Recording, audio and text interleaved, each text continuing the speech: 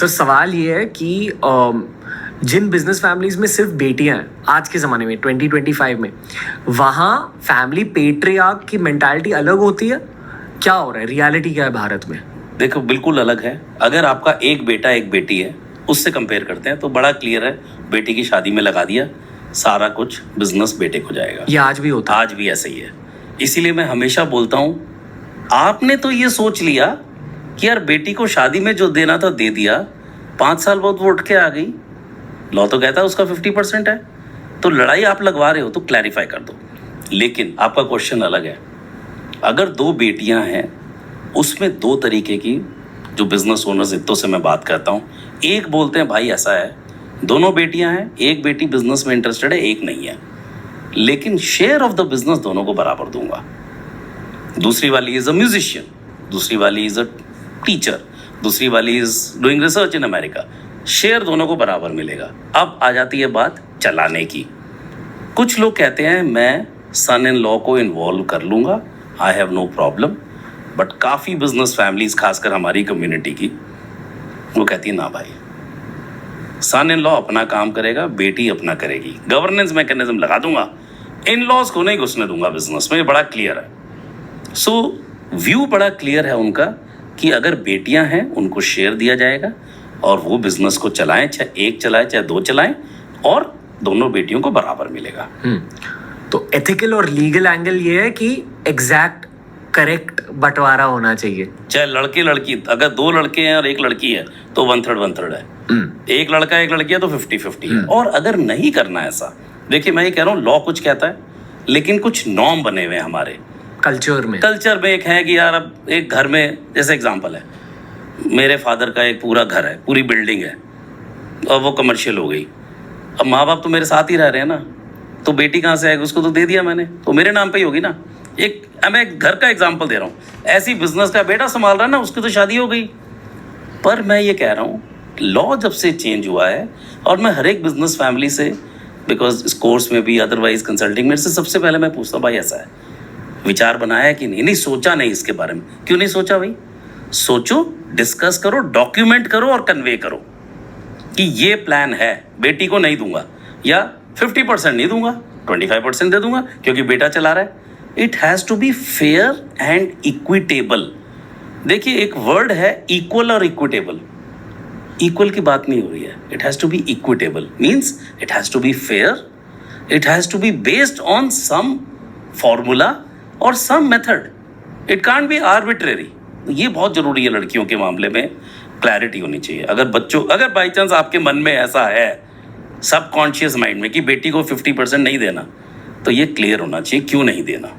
I wonder कि ऐसी लड़कियां क्या सोच रही है। I am dead sure that according to them it's a no brainer कि मेरे हैं 50%, इट्स अ नो ब्रेनर। आज की जनरेशन, जेन जी या जेन एक्स की आप बात करो, Gen Y, they know the law. And you know, like in my house, you know, I have daughters, we can't even talk about equality. मतलब they are saying वो बात क्यों कर रहे हो, मतलब कुछ मन में है क्या कि इक्वल नहीं है? Do you get the drift?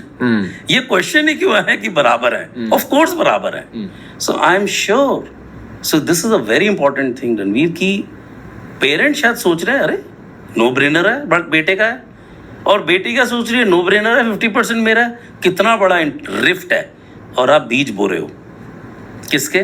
बवाल होने के, जो हर बिजनेस फैमिली में होता है। सो इसको सॉर्ट आउट करना, फिक्स करना बहुत जरूरी है। अमेरिका, यूरोप में क्या होता है? It's exactly like this. there's no difference? There's no difference.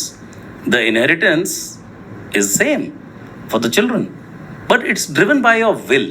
It's driven by, if there is no will, so for example, I can choose to, you know, give X or Y percentage, but this discrimination against the female children is far more rampant in India as compared to the Western countries.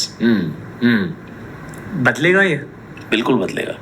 Next generation business owner से जिनसे मैं बात करता हूँ, देखो क्या हो रहा है रणवीर, ये भी एक reality, I can't say sad reality, but lot of separations are happening, divorces बहुत हो रहे हैं। तो बिजनेस ओनर क्या सोचता है कि यार मेरी लाइफ टाइम में हो सकता है नहीं हुआ डिवोर्स, क्योंकि 20 साल बाद भी हो रहे हैं, 15 साल बाद भी हो रहे हैं। एक तो ये, दूसरा वो ये कहते हैं मेरी बेटी, in many cases they are not working financially. हर एक बाप की एक इच्छा होती है, मेरी भी इच्छा है कि यार मेरी डॉटर्स जो है ना फाइनेंशियली इंडिपेंडेंट हो।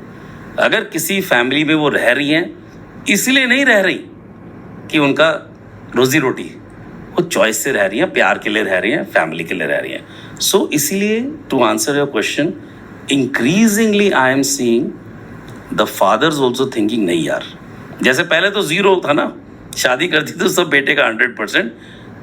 आई विल नॉट से the mind set has become 50-50, but in their mind it is कि बेटे को थोड़ा सा ज़्यादा मिलना चाहिए कि चला रहा है, लेकिन बेटी के नाम पे होना चाहिए कुछ। और ये बड़ा पॉजिटिव चेंज है इंडिया में, at least the needle has moved. Okay, अगला सवाल।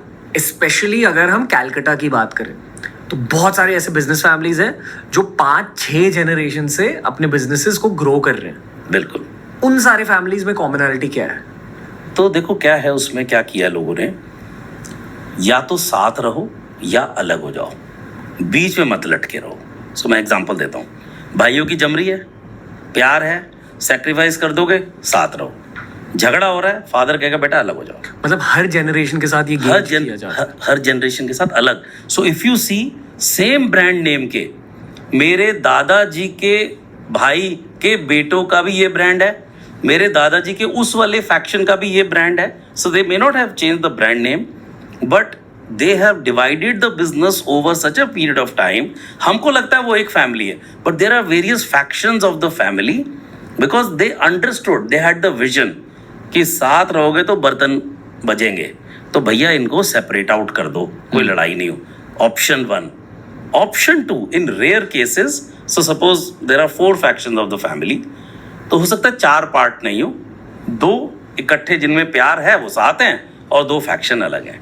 सो इसका ट्रिक ये है विजुअलाइज करना कि साथ रह सकते हो कि नहीं रह सकते, डिवाइड कर दो, सेपरेट हो जाओ, नहीं तो प्यार के साथ चलाओ। दिक्कत क्या है, प्यार से रहेंगे मेरे बच्चे, ये आपकी सोच है और खून के प्यासे हुए हैं। That is the problem. But lot of the Calcutta businessman are from Marwar, the Shekhawat region और Jains, who gone from there. उनमें है ये वाली बुद्धि कि यार नहीं, फोरसाइट है। That's where they are survived across generations. Futuristic है। पोटेंशियल प्रॉब्लम को देख लेना, समझ लेना, डिनाई नहीं करना। देखो क्या होता है ना कि झूठ आदमी सबसे ज्यादा अपने आप से बोलता है। वो अपने आप से झूठ नहीं बोलते, उनको पता है भाई नहीं जमेगी भाइयों की, बिजनेस को तो चलाना है ना, तो अलग करो यार।